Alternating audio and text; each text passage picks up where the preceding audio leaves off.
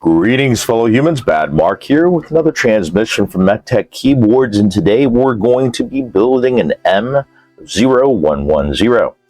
Now, obviously, this is not the original.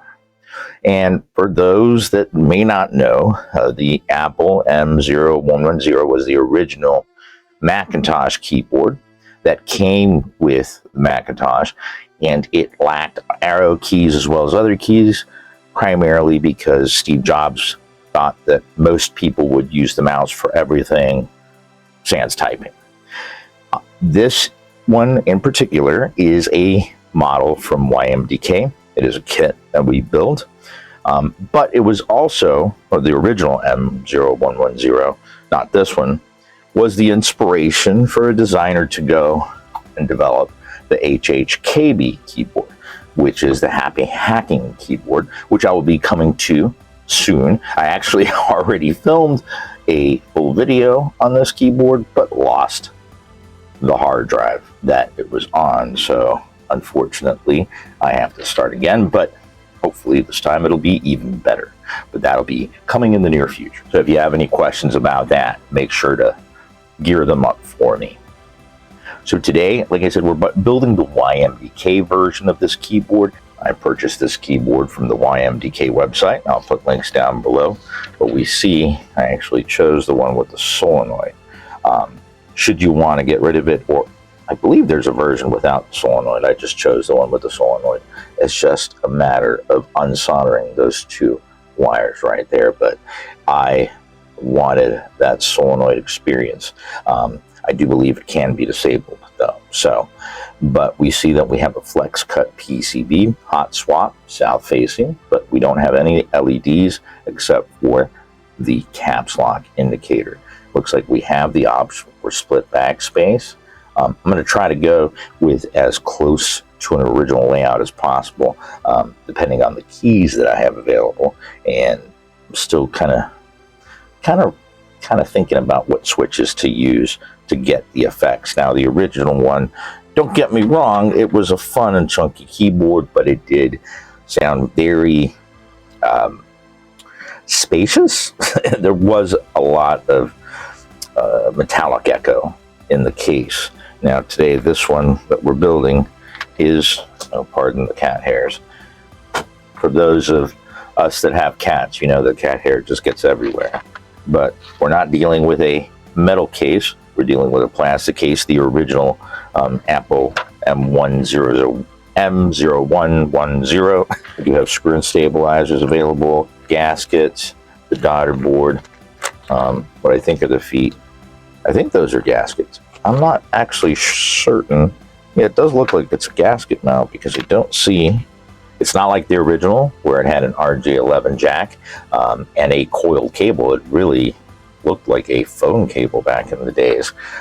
It was a very interesting keyboard for what was an extremely interesting computer. It took me a few years. I was more in the IBM world, but I did get an original Mac a few years after, and I must say it was a very cool experience. I'm not much of a user of Mac or Apple OS now. I stick to Linux, but I do have to service here or there some Apple or some Windows PCs.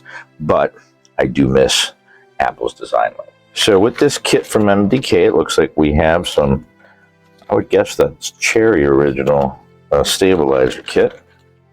We have a switch puller, the horseshoe shaped one. We have some strips for what I believe would be gaskets. We have a daughter board. And we can actually change out the emblem with an actual Apple emblem. I gotta say, that's pretty cool. That is really cool. All right, first things first, to keep the case together, they do have a few of the screws in here. The rest of the screws are in this bag. So I'm gonna go ahead and remove those screws.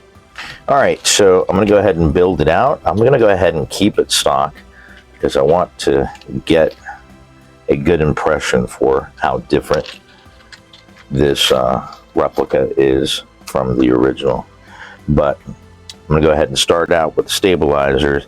I still got to figure out what switches and keycaps I'm going to load. I did have a set of keycaps on the way specifically for this build, but they haven't arrived, and this keyboard has been sitting staring at me very accusingly for quite some time now, so I had to go ahead and build it. So let's go ahead and get the stabilizers built and mounted. All right, so the included stabilizers, I just realized, I'm like, where are the screws? They're clipping, so that actually makes life a little easier for everybody. But I'm not necessarily the biggest fan of them, so when I come back to mod it, because I'm definitely going to have to replace the stabilizers at this point, realizing that, well, and if I come back to mod it, I probably want to do something to the plate, or to the PCB. So, like I said, we're going to do just a stock build today. I'll probably go ahead and switch out the emblem, but I just want to compare to what it was like to use an original Apple M0110. I feel like a robot when I say that. All right, let me go ahead and get lubrication. I will say these are different than all the other screw-in stabilizers I've come across, and I can tell because of the feet, they're sturdier. I'm hoping that they'll actually clip on better, and from the way that I look at them, I think that they have a longer prong. I think they actually will work better, because I always remember I'd have to go look for a pair. I know I have some, but I believe that they're shorter or stubbier, and that's one of the reasons, you know, because I believe they're for like a 1.2, but most are like 1.6, but this is definitely, I would have to guess it's for 1.6 or for the thicker PCB, and should hold regardless, even if it's not as thick, because of the design. I just wanted to point that out. Because we have the solenoid attached, you kind of got to be careful. I mean, it is well soldered onto there, but you still want to support the weight when you're moving the PCB around. So I'm going to try to be as careful as possible on installing these. But as should be with all of them, you should be able to hook the front into the bigger hole and then clip back. Now, because this is a flex cut PCB, going to have to help it a little bit. You want to be gentle, but still use force, if that makes sense, to get that clip to push through the hole. All right, so I'm finding these a little tight. What I'm going to do is give it a little bit of help with. What I'm going to do is going to give it a little bit of help and just close it just a bit, because it's a little too open. Yep, that did it. So that side went through. Hold the solenoid here. Let's see if I can get this side to go through. And we got nice, smooth movement. So let me just go ahead and pre-squeeze these. If you ask me how the stabilizers were, or what they were designed like for the originals, I would not be able to tell you, because I never, at least that I can recall, took off any of the keycaps off my original Mac keyboard. All right, let me go ahead and try to install the rest of these. Well, I don't know if you can see it, but the socket is definitely in the way of the hole. So I think I'm stuck with a split backspace. Am I upset about it? Not really. But I wish they would have used different hot swap sockets, or at least done something different there to allow for both, because I know that I have plenty of PCBs that have backspace with split options, and they work. And these are not going in there because the top of the socket is in the way of the hole. There's just no way that's going to go in, because I guarantee you, when I go to put it with, say, the enter key went in with no fuss at all. Nothing wrong with the stabilizer. That hole just won't allow it. So that's something, I guess, that's a little irksome, I would say. But if you don't mind a split backspace, then I guess it's not going to be an issue. But that really, those holes just shouldn't be there, or the socket should. I mean, I guess technically, if I didn't want to keep the split backspace, I could just unsolder both those hot swap sockets. And maybe I will. When I come back for the mod, I think I will. because if I just unsolder those two hot swap sockets, then I can use it as a single backspace, as the original is. And really, because I have a couple of split backspace, but because I'm just so accustomed to, you know, the way that it is, I know there's different layouts, but I guess I just like it. I know you could have two keys instead of a long key, but I like the long key and I use the backspace a lot. So, but that's just me. Like I said, I think I'll do that for the next build, though. If you guys have any other suggestions or want to see me do something different, let me know. All right, so over on this side, I didn't have any issue. I didn't have any issue installing the left shift. Let's see about the right shift. I mean, I had to push hard, but it worked. It went in. Now I got to make sure to save this and keep it with the rest of the bits. All right, I don't think I have any unloaded clicky switches at the moment. I have the closest thing to clicky switches, a frankenswitch that was made from clicky switches. So let's see about those. All right, since I don't have any clicky switches, at least available or unloaded at the moment, I do have a frankenswitch that I made from some Otemu blues. Now, what I did, and I've done with several of my frankenswitches, and if you guys are interested, let me know. I can link below because I've created, I don't remember the name of it right now. I just make up names. Like this one I call the Blue Beetle. It's made up from an Akko CS Blue Ocean? Akko CS Blue, the original. It's a tactile switch housing, both the top and the bottom. I want to say it's PC, and I forget what plastic the housing is, if they even released it when they did. These are not made by Akko anymore. These Akko switches aren't made by Akko anymore. And I also have a 55 gram shorty. I want to say it's like 14 or 15 millimeters spring, but it's really bouncy because of that shortness of it. And what I do with the clicky stem is that I just put just the tiniest amount. You can't see it now because it actually worked in, but I put a tiniest amount of grease on either side of the railing where the click jacket meets the rest of the stem, and that's enough to create a more of just a tactile experience rather than a clicky experience.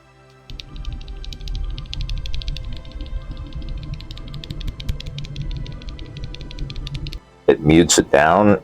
It still gives you a nice little bump and hump when you go up and down, so you're actually getting that feedback from the actuation, which is what a lot of us tactile lovers love about tactiles.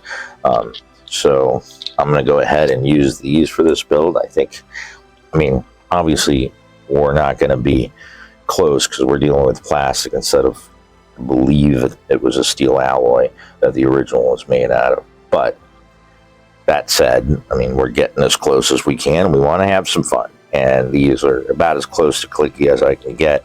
They're not loud. I'm not looking for loud. I'm just, like I said, I know the experience isn't going to be completely akin to the original, but it should be a fun sickle. I know it's not going to be akin to the original experience, but at least it's going to be a fun simulation of it anyway. All right, so let me go ahead and load up these switches. Now, since we don't have any plate PCB foam, the first switches we're going to put in, we're going to want to make sure that we, that's right, we're having to do split, but we want to make sure that we're supporting stuff. We're supporting the hot swap socket from behind, and we're going to have to lock the plate into place because we're basically using the connection of the switch to keep them connected together. So when I have to build like this without studs or foam, I like to do the corners, then do the edges, and work my way in. Just makes it a little bit easier in my opinion.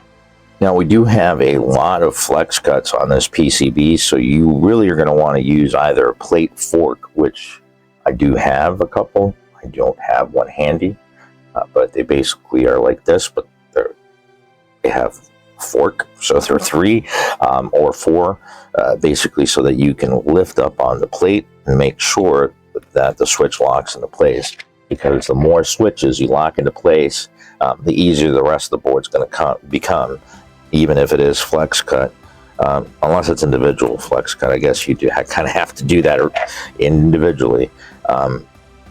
I personally am not a fan of flex cut PCB. I mean, well, flex cut plates primarily. Flex cut PCBs don't bother me as long as the plate's rigid enough, but I'm not usually a fan of flex cuts. I don't think it adds any more. I think as long as you have good gasket mounting, I like the plate to kind of remain. I mean, obviously gives, but and I know that this actually adds more uniformity, but I guess maybe it's just me being used to how, you know, a standard PCB works. Like the gasket is a nice enough softness, but it's not so much give that I feel like there's actually something wrong and I'm going to, you know, break something because I'm going to bottom something out. But that's just my opinion. Well, here we are. I've got the core of it built. As you can see, once we have all the switches in place, it does keep the plate lifted up nice and handy. I probably should have installed the gaskets onto the plate beforehand. I guess I've gotten used to installing gaskets onto the case, as some of the last ones I built. That's how they are, but that's on me. I guess I can go ahead and stick the JST cable in here, make sure I have it properly aligned. Alright, so there's a socket over here. Not sure what that's for. I was trying to stick the JST cable into it and realized it had that the JST cable had an extra pin. I'm like, wait a minute. So it might be for battery. Perhaps a version of this. Oh yeah, there we go. A version of this probably has Wi-Fi, and that's probably a connector for a battery. Oh yeah, because that's a 2-prong. All right, this one's a 4-prong. So yeah, that's probably a battery connector if you were to get the wireless version, but I am pretty certain I did. Oh, and I don't know how I just noticed that there's a switch right there. I guess I didn't inspect the PCB close enough. All right, so let me get this, what feels like neoprene gaskets on either side of the tabs on the plate. I want to make sure not to forget the tabs on each side of the plate. I'll flip it over and finish gasketing the plate. This is something I'm going to assume. Again, I never took apart the M0110, but, and I haven't seen any of the interiors of it, so, but if I had to venture a guess, I would say it was probably tray mount. So if nothing else, this is an improvement over the original. Though, I mean, I guess some would say not, because it's not the original, but that's the point of replicas. As long as you can look like the original, and if you can integrate some features that actually make it not only, you know, pay homage to the original, but actually make it usable, then that's, in my opinion, and in, would it be Richard Dawson's words, a double whammy. and if you're looking at the screen like, what did he just say? Yeah, I'm just probably too old. But yeah, double whammy. Double whammy. All right, once we've got the gaskets installed, let's see how all of this comes together. I do need to find a spot for the solenoid where it doesn't. Yeah, it actually has a spot that looks like would be perfect for a battery, but my thing is, where do we put this? That's where it goes. All right. So we can put the solenoid there. somewhere around here. All right, we'll figure that out in a second. Then we can go ahead and plug this into the daughter board. All right, I'm going to make sure nothing's interfering, so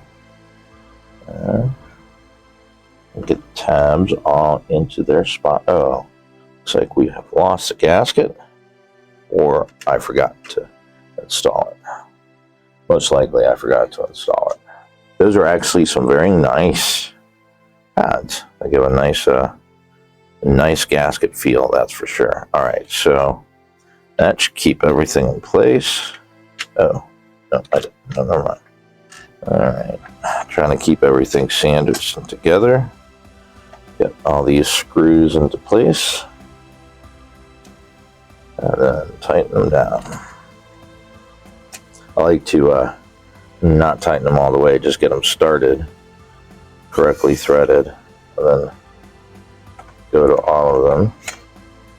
This way, ensure they all go nice and straight. And here we are with the YMDK D0110 fully built. Now, I know the MAC keys don't necessarily match. This was not the keycap set I was originally intending to put on here, but I think it looks pretty good. I actually like the contrast between the white and the off beige. Well, these are not the keycaps that I wanted to load up on here, but I'm actually pleasantly surprised. I know that these are not correct, so don't I mean, you can let me have it in the comments. I just already know that. I'll be honest, for the price, $95, I mean, if it's nostalgia you're looking after, well, that's pretty cool, but I just don't think there's $95 worth of keyboard here. I mean, I paid $5 extra for the solenoid.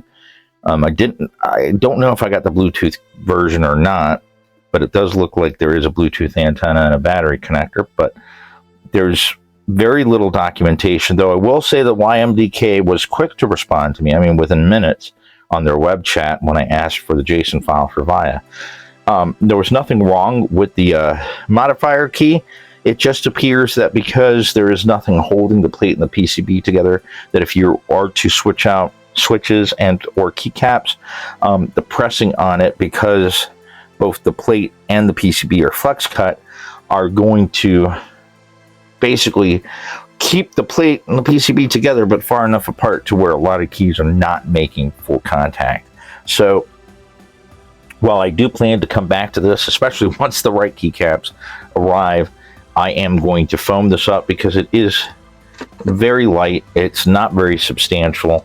The gaskets are as basic as possible. I wish it wasn't flex cut, or they would have just stuck to just the plate but not the PCB. There's way too much flex for this keyboard.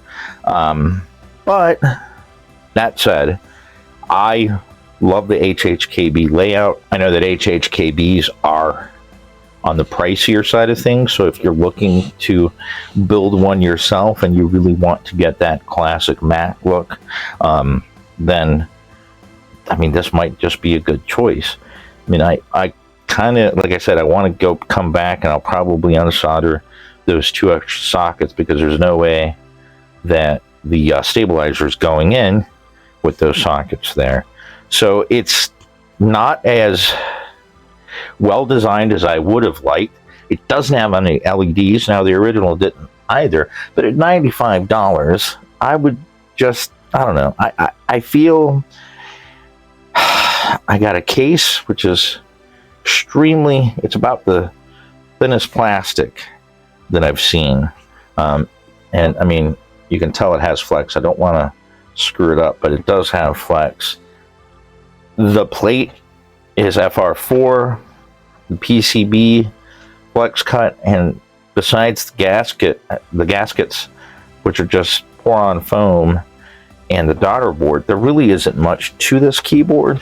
If this was a denser plastic, an aluminum, if the PCB was a little bit better, if there was some foam included, if there was a little bit of weight in there, if there was a way to add weights, if there was a long list of things, I would say, okay, $95, that's a good price. But honestly, at this point, If you really want an HHKB and you want to save some money, just get a GH60 or BM60 PCB and print out an HHKB keyboard. You might not have the 7U, and you're probably only going to have the 1Us on either side, but you could still basically replicate this HHKB layout with any 60% PCB. You'll just have to, either find, because I know there's cases already out there, and print them, or design one, which wouldn't be that much of an issue, honestly. But if this was $50, I'd be like, hey, this is a steal at $50. But at $100, before even shipping is taken into consideration, that's way too much money to ask for this keyboard. I honestly can't see it. And I do like YMDK products. Like I said, I have a lot of fondness for them. They were very quick to respond. When I asked for the JSON file for VIA, it works in VIA right out of the box. Once you have the JSON file, and I'll link to it down below, it works in VIA as well, though I have not seen the QMK source. They did send me QMK files, and they're UF2. So for those of you that don't know what a UF2 is, it basically, when you put it into bootloader mode, it shows up as a USB drive, and you just copy the file over, and it sounds like that would be better, but it really isn't. It's caused a lot of issues. But I really would have liked to have, because I did ask for source, and they just acted like I didn't ask them that. So it is what it is. Now we do have the ability to turn on the solenoid and function caps lock. We'll toggle it. So I'm going to go ahead and leave you guys with the sound test. Like I said, I've got my Blue Beetles, Blue Beetles. I think that's what I'm calling them. But it's more of a, it's not clicky. Honestly, it's more thocky in my opinion. This is pretty hollow, so definitely going to come back. I really think I'm going to do a foam pour in here, or a silicone pour in here, because I think that would give it that kind of heft and still leave for a decent sound profile. It doesn't sound bad, honestly. Stabilizers aren't what I would say the best, but I've definitely encountered much worse. But for clip-in, not bad at all. All right, so I do hope that you enjoyed my build of the YMDK M0110 or D0110.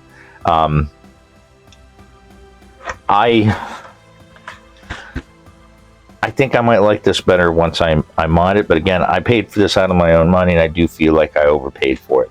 So, but that's not the first time that has happened. I just, for the parts that are in here and for what we're able to get in the market nowadays, I just feel that this is a little overpriced, but it is a fun kit. But honestly, I would invest in a 3D printer. I just make my own HHKB out of a GH60, something that has the QMK source. But that's just me. I do hope that you guys enjoyed the build and the review. I'm going to go ahead and leave you guys with the sound test. As always, if you have any questions or comments or anything that you'd like for me to do or check out when I do come back to this to mod it, please let me know down below. Right now, I want to wish everybody out there in YouTube land a wonderful rest of your day. And until the next transmission, keep calm and keyboard on.